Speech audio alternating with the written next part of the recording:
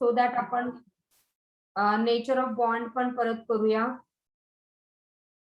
Yes, anyone is having any doubt with this? चलो, तर polypeptide मध्ये बॉन्ड तुम्हाला माहिती, पॉलीपेप्टाइड मध्ये there is a peptide bond. Okay, so peptide bond कशात फॉर्म होतोय हे पण महत्वाचं आहे. तर बॉन्डचा जो पॅरेग्राफ आहे मागच्या पेजवर, come on page number 151.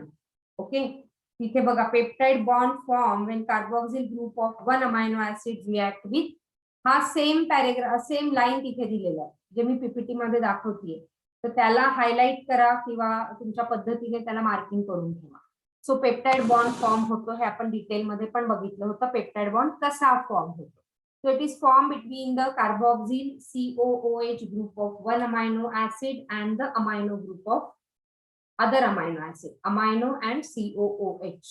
Okay, with the elimination of water. So this is again important paragraph for your MCQ purpose. Okay, so इथे पेप्टाइड बॉन्ड आपण दाखवला होता, हे आपण केलं होतं. हा COH निघून जातो आणि इथे हा CO इथला आणि NH, मग हा बॉन्ड जो झाला तो CONH bond, or it is a peptide bond, or it is called as which bond? Other bond. त्याला अजून एक नाव दिलं होतं आपण. Does anyone remember? Amide bond. Okay, so please do remember that. Glycosidic bond कशात असतो? Can someone tell me? इथे लिहिलंय बघा. In a polysaccharide, the individual monosaccharides are linked by a glycosidic. So आपण जसं म्हणतोय cellulose, so many glucose, they join together by means of this bond, and this bond is a glycosidic bond. त्याचा पण पुढे दिलेला आहे glycosidic bond, and the bond is formed by again dehydration. So dehydration combine करून कसा प्रश्न विचारतील बघा. डिहायड्रेशन ने कुठले कुठले बॉन्ड फॉर्म होतात? तो डिहायड्रेशन ने पहिला बॉन्ड जो आपण बघितला पेप्टाइड बॉन्ड. डिहायड्रेशन म्हणजे काय? आपल्याला पण कधी कधी डिहायड्रेशनचा प्रॉब्लेम प्रत्येकाला एकदा ना एकदा झालेला आहे, right? Sumedha, please switch on your video. Okay, that is the instruction, or else I will not allow you to attend the class. Everybody should be switch on your videos. Okay, all right, chalo, good. So dehydration मुळे कुठले कुठले bond form होत आहे? So एक तर पहिला bond is a peptide bond, आपण just now we have seen. Second bond is a glycosidic bond. तो बॉन्डचा जिथे पेज केला असेल तुम्ही त्या पेजवर जाऊ द्या. The bond which is formed due to dehydration. So the two bond as per your NCERT, the two bond. Okay, peptide bond and glycosidic bond. Okay, chalo next. So this is the glucose, and this glucose and glucose, they are linked together by this glycosidic bond. All right, chalo then next. Again see, इथे पण आपण slide वर पण मी लिहिलंय. So this bond is formed by dehydration. All right, ester bond कुठे होता? ester bond, yes, anyone? Where is the ester bond formed? In case of Simple lipid. Simple lipids. या, so ester bond बघा, दोन ठिकाणी ester bond form होत आहे. एक तर सिंपल लिपिड किंवा आणि दुसरा हा कशातला मॉलिक्यूल आहे? What is this? Can someone tell me whether it is nucleotide और न्यूक्लियोसाइड? काय हे? Nucleotide. Okay. So now further it is denucleotide or simple nucleotide? Denucleotide. Denucleotide, yes. Now which is this nitrogenous base? Can someone tell me which is this nitrogenous base? नाव सांगायचं. तो हा 6 नंबरचा आहे आणि हा 2 नंबरचा आहे. मग 6 ला कीटो ग्रुप आहे ना हा. This is a keto group and this is a amine group. So what is this? कुठला नायट्रोजनस बेस आहे हा? बघा 6 कीटो असेल तर कुठला आहे? आणि डबल रिंग आहे. डबल रिंग असल्यामुळे हा प्युरिन की पिरिमिडिन? या, double ring is Purine. Purine. Yes, double ring is purine. आणि फर्दर कुठला प्युरिन? दोनच असतील, ऍडेनिन किंवा ग्वानिन. मग हा कुठला आहे? 6 ला कीटोन म्हणजे कुठला आहे? Guanine. Exactly. So this is guanine. Very good Ishwari. So this is guanine. Okay, मग आता सांगा या न्यूक्लिओटाइडचं नाव सांगा मला. त्या दिवशी आपण पूर्ण 45 मिनिट्स ह्याच्यात केले हो की नाही? सांगा ह्याचं नाव. D AGP. D G AGP. G M की टी की काय? D MP. MP. Very good. So this is GMP. म्हणजे काय? ग्वानोसिन मोनोफॉस्फेट किंवा याला आपण काय म्हणणार? डी. डी काय? बघा चार्ट बघा तुमचा फटाफट. D guanylic acid. करेक्ट ना?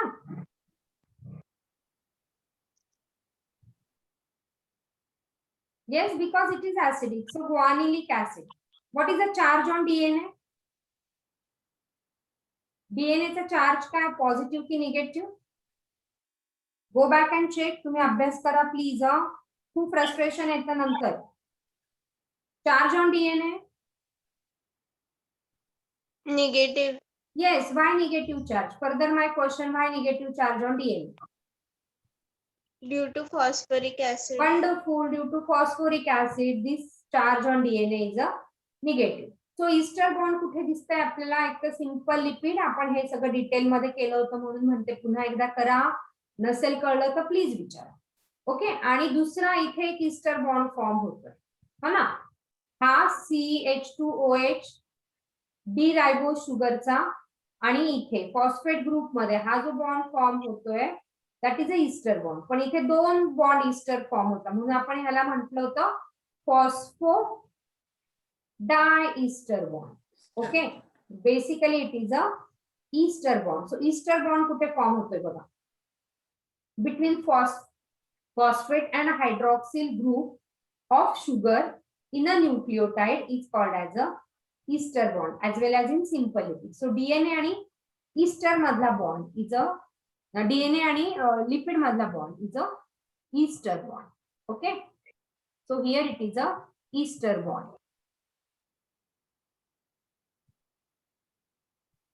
ओके. आणि हा ester bond on either side of phosphate. So it is a phosphodiester bond. Already we explain.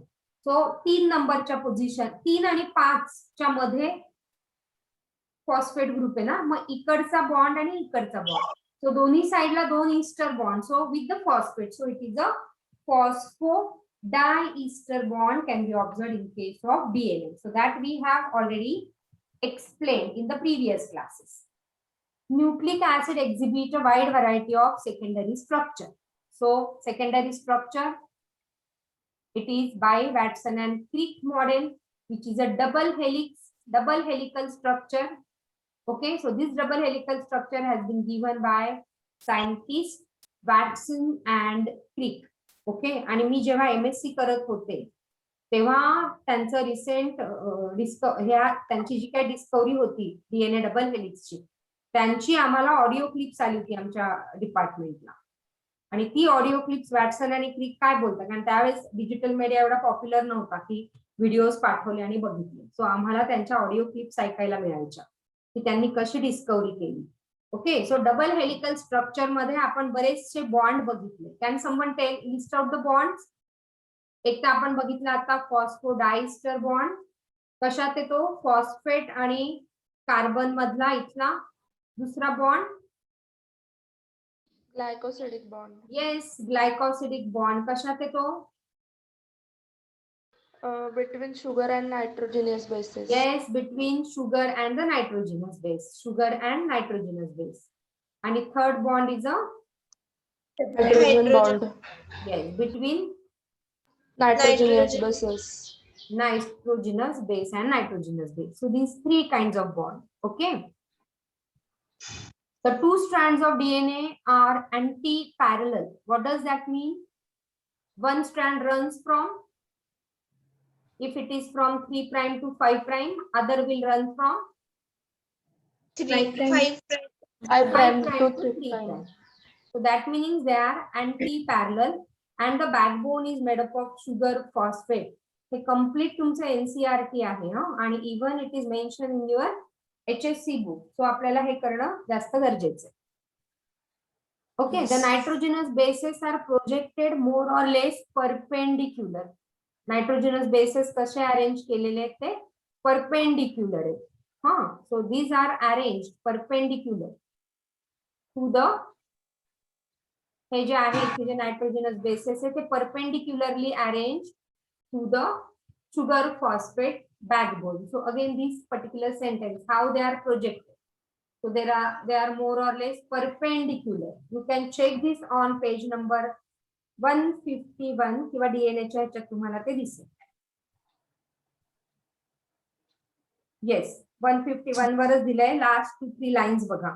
So perpendicular त्याला तुम्ही but face inside the same NCERT line has written over here. Okay, so त्याला पण तुम्ही mark करून ठेवा, त्याच्यावर पण questions येतात. Okay, so hydrogen bond आपल्याला हे माहिती आहे, adenine pairs with thymine and guanine pairs with cytosine with triple hydrogen bond. तर हे सगळं डिटेल आपण ऑलरेडी केलंय, so I am not going to talk on this again. So हा कुठला डीएनए आपण जो स्टडी केला तो कुठला डीएनए होता? ABCD कुठला होता? Z. BDNA. Yes, so very popular DNA or commonly observed DNA is a BDNA. ते पण लक्षात ठेवा. ओके, आणि त्याचे डायमेन्शन, कारण आपण ह्याच्यात हा जर टॉपिक माझा आज काय मंडे ना, थर्सडे किंवा वेनसडे किंवा थर्सडे पर्यंत जर संपला तर आपण मग ह्याच्यावरचे न्यूमेरिकल सोडवणार. चलो बोलो. The primary difference between RNA and DNA is that the former, बोला. Contains uracil. Exactly, the former contains uracil. So question. Okay, the individual monosaccharides are linked by. The individual monosaccharides are linked by. Glycosidic bond. Very good. Without option, that's good. Ishwari.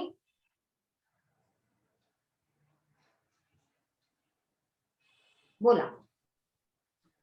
Dehydration. Yes, exactly.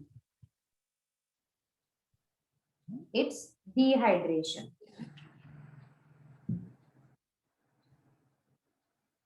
Ester bond form between.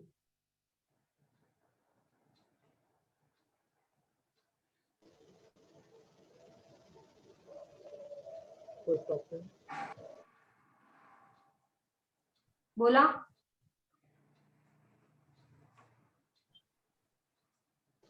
Phosphate and sugar. First option. Yes, पहिला ना, phosphate and sugar. First option. Yes. And now we are moving towards the next paragraph. The way I said, we are completing 3 paragraphs today, 9.9, 9.10, and 9.11. So dynamic states of body constituents or the concept of metabolism. Okay.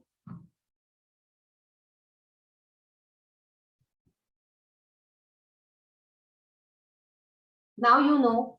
आता आपण जेवढं ह्या paragraph मध्ये तेवढंच करू, because that is what is important. Now see dynamic state of body constituent और concept of metabolism. Okay, कसं आहे बघा. From simple to complex organism. Simple to complex organism म्हणजे काय? Bacterial cell are the simplest one और the protozoa. हे काय आहे? सिंगल सेल्ड आहे. Okay, these are single cell. Plant or animal. Now if you say plants and animal, the higher plants and animal, they are complex or they are multicellular. Okay, and they contain thousands of organic molecules or they contain thousands of organic compounds, and all these compounds now you know are called as a biomolecule. Okay, so if you get questions, what are biomolecules or define biomolecules? So the body, the living body which contains a complex or which contains many organic molecules, these organic molecules or compounds, they are called as a biomolecule. Please write down the definition of biomolecule. Okay, what are biomolecules? So write biomolecule and the definition. So from simple to complex organism, or you can write every living organism contains thousands of organic compounds. These compounds are called as biomolecules. Concentration of biomolecule is expressed in unit as, बघा याच्यावर question येतात हा, moles per cell or moles per liter. किती मोल आहेत त्याचे? Okay, so it is a mole per cells or mole per liter. Again, your NCERT has mentioned this. You can read in that paragraph and please mark it accordingly. So the concentration of biomolecule expressed as moles per cell or moles per liter. Important question. जसं प्रत्येकाला unit असतं ना, kilogram, gram किंवा microgram, तसं यांचं unit का? Okay. So one of the greatest discoveries ever made was the observation that these molecules have turnover. Turnover generally ज्यांचे business असेल त्यांना माहिती आहे. बिझनेस मध्ये ही टर्म असते, टर्नओव्हर. किती टर्नओव्हर झाला? ओके, म्हणजे तुम्ही किती कमवले, किती गमवले आणि काय एक्झॅक्टली तुमचा टर्नओव्हर झाला. ओके, सो टर्नओव्हर इथे काय बघा, constant change of biomolecule into some other biomolecule or synthesis of new molecule is called as a turnover. म्हणजे एक बायोमॉलिक्यूल तो तसाच आता अमायनो ऍसिड, समजा आपण डायजेशन मध्ये प्रोटीन्स घेतले. ओके, प्रोटीन्स आपण बाहेरून खाल्ले, एग घेतला आपण. Okay, so egg which contain generally 100% protein. Now this protein will be digested in our digestive system. After digestion it will release amino acid. त्याचं मोनो युनिट काय? Amino acid. आणि त्या amino acid पासून आपल्या बॉडीमध्ये वेगळे वेगळे प्रोटीन्स बनवले जातील. जसं मी तुम्हाला म्हटलं, लाईक हिमोग्लोबिन, व्हेरी पॉप्युलर. आपण असं म्हणत नाही मी हिमोग्लोबिनचं जेवण करतोय आज. ओके, आपण हे डेफिनेटली म्हणू मी अंडा भुर्जी खातोय आज. ओके, आणि मग त्याच्यातनं जे अमायनो ऍसिड रिलीज होतील त्या अमायनो ऍसिडचा उपयोग करून आपली बॉडी हिमोग्लोबिन बनवणार. So constant change झाला, हा amino acid got converted into protein inside the body. So this amino acid or this biomolecule changes into some other biomolecule, and that is called as a turnover. Okay, that is the term for turnover in our biomolecule topic. कळतंय? So please write down the definition or mark in your NCERT. Biomolecule has constantly changing and that is called as a turnover. Okay, लिहिताय ना तुम्ही? Yes, ma'am. Yeah, so the breaking and making is through chemical reaction that constantly occurring in living organism. आपल्या body मध्ये ह्या reaction constant होत असतात. आपल्याला कळत पण नाही की बॉडी मध्ये काय मेटाबॉलिक रिएक्शन चाललेल्या आहेत.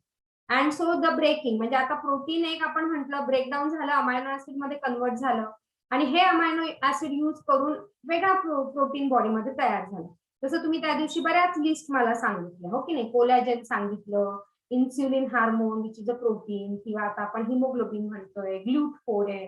सो हे जे कॉन्स्टंट चेंजेस होत आहेत, ओके, हे आपल्या बॉडीमध्ये कॉन्स्टंटली ब्रेकिंग आणि मेकिंग ही प्रोसेस चालू असते. And together all these metabolic reactions or biochemical reactions are called as a metabolism. So metabolism simple term मध्ये सांगायचं झालं, so metabolism is a sum of anabolism plus catabolism. Metabolism, so anabolism plus catabolism is equal to this metabolism. Anabolism म्हणजे काय? काहीतरी तयार होणे. So something which is synthesized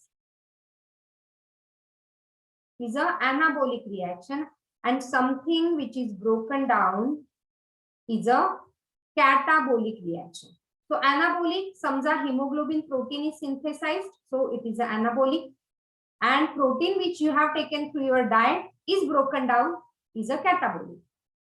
कळतोय फरक? So you must understand now what exactly is anabolism and what is a catabolism. फरक कळला दोघांमधला? Yes? Yes. Yes. हा नाही आलाय का आज प्रथमेश?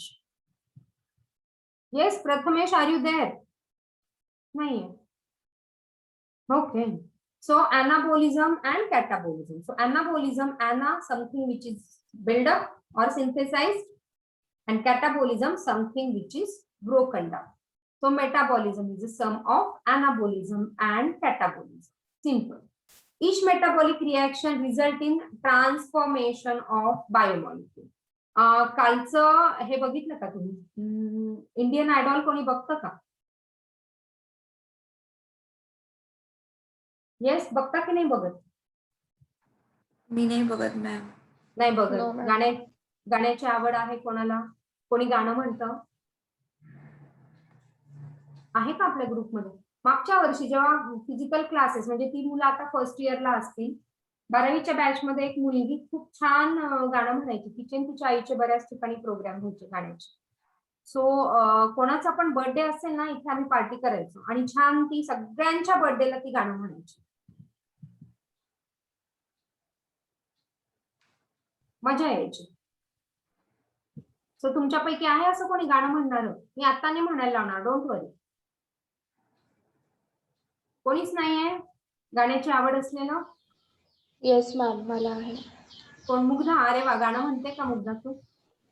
Yes ma'am. अरे वा, चला मग आपण एक तू प्रिपेअर करून ये छान. कोणाचा बर्थडे येतोय आता? पुढचा बर्थडे कोणाचा येतोय का? येस. मॅम माझं 2 जुलैला आहे. अच्छा, देवश्रीचा 2 जुलैला. मित्रांनो लक्षात ठेवायचंय. आणि मुग्धा, तिच्यासाठी तू एक छान गाणं म्हणायचंय. 2 जुलै म्हणजे तुझ्याकडे 3-4 दिवस आहेत. मी रेकॉर्ड नाही करणार, so don't worry. Me record फक्त आपला Yes, ma'am. थेरी क्लास करते की तुमचं काही बुडलं तर तुम्हाला ते बघता आलं पाहिजे. सो आपण शेवटी किंवा सुरुवातीला एक 10 मिनिटं छान आपण गाणं तिच्यासाठी तयार कर आणि एक गाणं म्हण सगळ्यांसमोर इथे. ओके, तर ती मुलगी पण असं छान गाणं म्हणायची आणि मुलं येताच सांगायचे, मॅम आज हिचा बर्थडे किंवा ह्याचा बर्थडे. ती 25 एक मुलांची बॅच होती मस्त आणि खूप एन्जॉय करायचे, धमाल करायची मुलं. ओके, सो ट्रान्सफॉर्मेशनचं मी गाण्याचं का काढलं आता, कारण काल मी इंडियन आयडॉल हा प्रोग्राम सोडत नाही, माझा पण तो आवडता प्रोग्राम. ट्रान्सफॉर्मेशन मध्ये काल सिनियर सिटीजन आले होते. त्याच्यात कोणी बघितलं असेल तर त्यांना माहिती. त्याच्यातलं त्या माणसाचं नाव मी लक्षात नाही माझा, पण तो एक सिनियर सिटीजन होता, 60 to 63 इयर्स ओल्ड. आणि तो सांगत होता की जवळपास तो 10 ते 12 वर्ष त्याने काहीच केलं नाही. He was into depression kind of things. आणि त्याचं वजन झालं होतं 125 किलो आणि he was not able to walk. त्याला वॉकिंगचे पण प्रॉब्लेम होते. त्याच्यानंतर त्याने स्वतःला इतकं ट्रान्सफॉर्म केलं, इतकं त्याचं ट्रान्सफॉर्मेशन झालं. He became 74 kg. त्याने 125 पासून तो 74 kg ला. त्याला चालता येत नव्हतं, तो पळायला लागला. त्याने एवढ्या एक्सरसाइज केल्या आणि तो सिनियर सिटीजन मॉडेल आहे. म्हणजे सिनियर लोकांचे जे काही कपड्यांचे ब्रँड्स आहेत ना, त्याचं तो मॉडेलिंग करतो. अतिशय फिट अँड फाईन. तुम्हाला कुठे बघायला मिळाला तो जर रिपीट टेलिकास्ट झाला तर त्याचं ते नक्की बघा. कालचे सिनियर सिटीजन बरेच आले होते. त्याच्यातली एक बारामतीची बाई पण होती, कारे म्हणून. तर इतकी ती गरीब होती, लोकांच्या घरची ती कामं करायची, धुणे भांडे वगैरे असं. आणि तिच्या नवऱ्याला काही प्रॉब्लेम झाला आणि त्यांच्याकडे 5,000 रुपये नव्हते MRI करण्यासाठी. तिचं तर गुगलवर, म्हणजे मला ते तेव्हापासून माहिती होतं, तर तिने कुठेतरी ऍडव्हर्टाईज वाचली की मॅरेथॉन आहे आणि मॅरेथॉन मध्ये जर तुम्ही जिंकला तर तुम्हाला 5,000 रुपये मिळतील असं. आणि तिने ते ठरवलं की माझ्या नवऱ्याच्या MRI साठी मला 5,000 रुपये लागतायत आणि कोणीच तिला द्यायला तयार नव्हतं. तिने सगळीकडे मदत मागितली आणि ती ऍडव्हर्टाईज वाचून ती मॅरेथॉन पळाली. शी वॉज 67 इयर्स ओल्ड. त्याच्या आधी ती कधी मॅरेथॉन पळाली नव्हती. तिच्याकडे चांगल्या क्वालिटीचे शूज नव्हते, काहीच नव्हतं.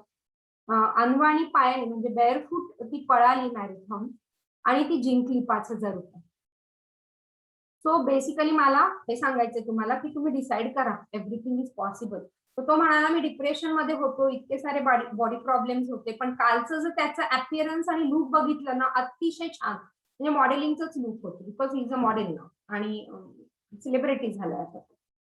Okay, so that is what is a transformation. So the metabolic reaction get result into the transformation of biomolecule. म्हणजे X biomolecule is changing into Y biomolecule. That is what is the transformation. Okay. So few example of such metabolic transformation are. आता ह्याच्यावर तुम्हाला question येतात. Decarboxylation. Okay, D म्हणजे काय? To remove. Carboxylation म्हणजे काय? Removal of CO2. Okay, so removal of CO2 molecule amino acid into an amine. Okay, so amino acid चं amine कसं बनतंय बघा. So removal of CO2 from amino acid becomes a amine. So histidine.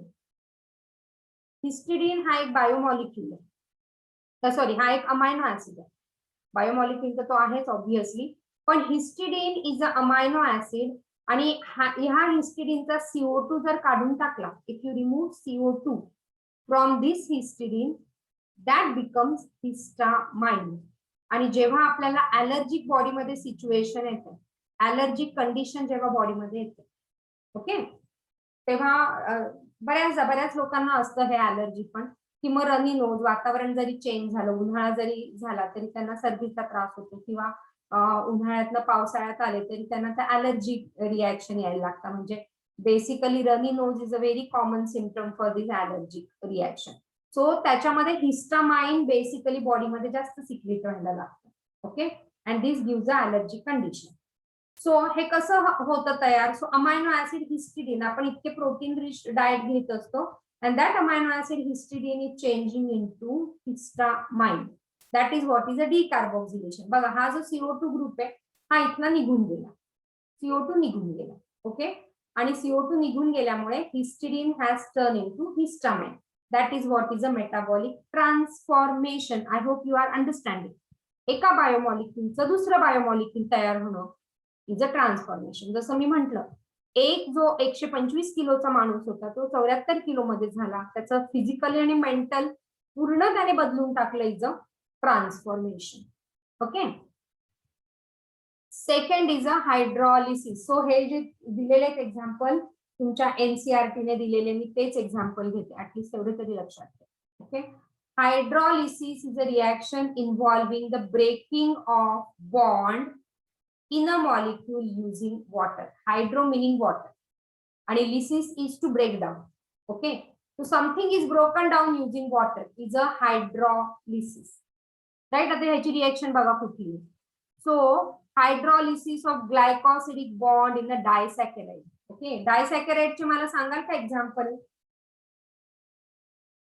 डायसॅकॅराइड चे example सांगा.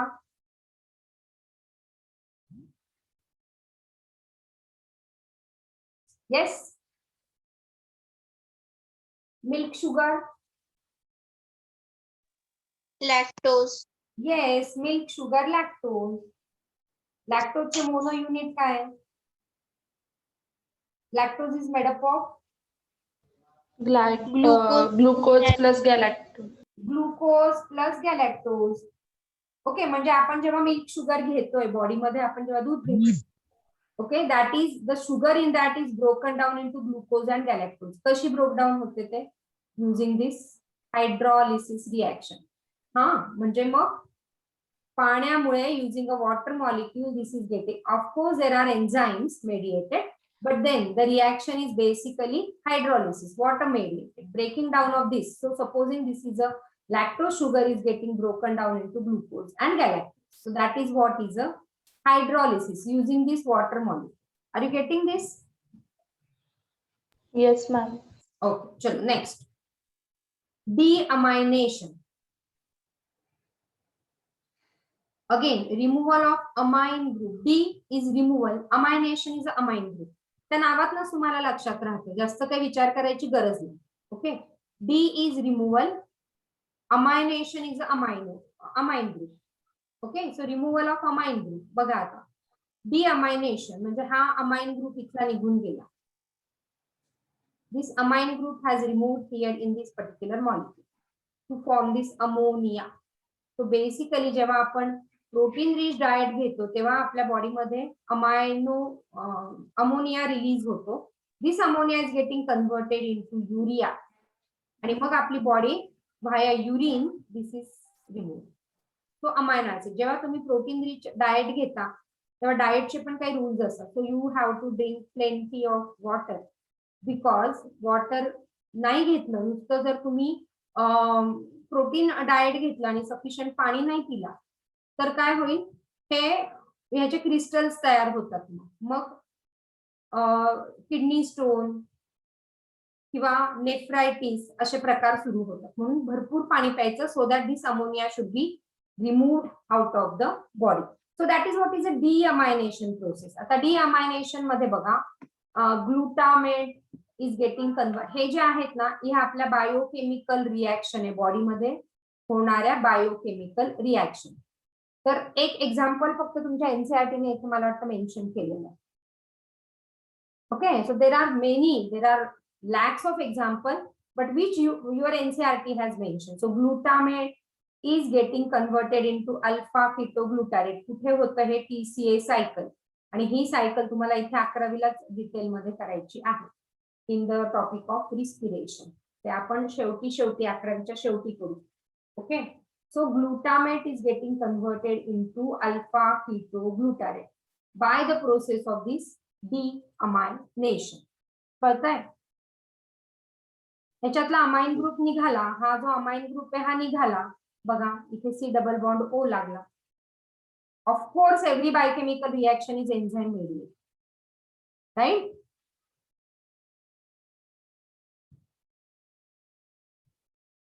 Okay, so ही जी reaction आहे, मी तुम्हाला always I keep on telling you, this is a EMP pathway और दिस इज अ ग्लायकॉलिसिस. आणि हे पण तुम्हाला 11वीतच डिटेल मध्ये करायचं आहे. पूर्वी हा टॉपिक 12th ला होता, आता हा टॉपिक 11th मध्ये तुमच्या सिलेबस मध्ये हा 11th लाच टाकलाय. एनसीईआरटी मध्ये आधीपासून हा 11th लाच. ओके, सो म्हणून तुमचा सिलेबस आता एनसीईआरटी प्रमाणे अपडेट केलेला आहे. So metabolites are converted into each other in a series of linked reaction that is called as a metabolic pathways. So glucose is getting converted into glucose. So हे काय ट्रान्सफॉर्मेशनच आहे. This is one biomolecule is getting converted into this so many other biomolecules, and finally then you get this ATP.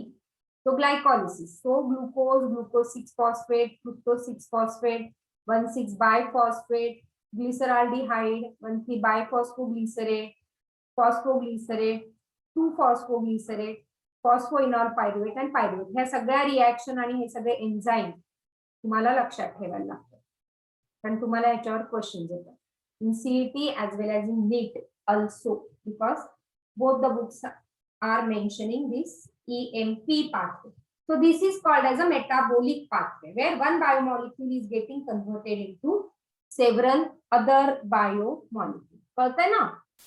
So metabolic pathways are similar to automobile traffic in a city. Okay, आपल्याला बऱ्याच कोणाला इकडे जायचं असतं, कोणाला इकडे जायचं असतं, कोणाला सरळ जायचं असतं, कोणाला इकडे जाऊन इकडे जायचं असतं, कोणाला अजून सरळ जायचं असतं. सो मेटाबॉलिक पाथवे म्हणजे ही अशी सिस्टीम मध्येच होईल असं नाही, मधून हा दुसरीकडे पण जातो, हा दुसरीकडे चेंज होतो. So that is like a automobile traffic in your city. Okay, it could be इधर लिनियर और सर्क्युलर. सो लिनियर पाथवे जो आहे, please keep writing a linear pathway is a EMP pathway. Circular pathway म्हटलं तर तुमच्या syllabus प्रमाणे it is a TCA cycle. आणि ह्या दोन्ही सायकल तुम्हाला मे बी आपण हे ऑक्टोबर नोव्हेंबर मध्ये हे टॉपिक आपण घेऊ. So you will understand this is a linear path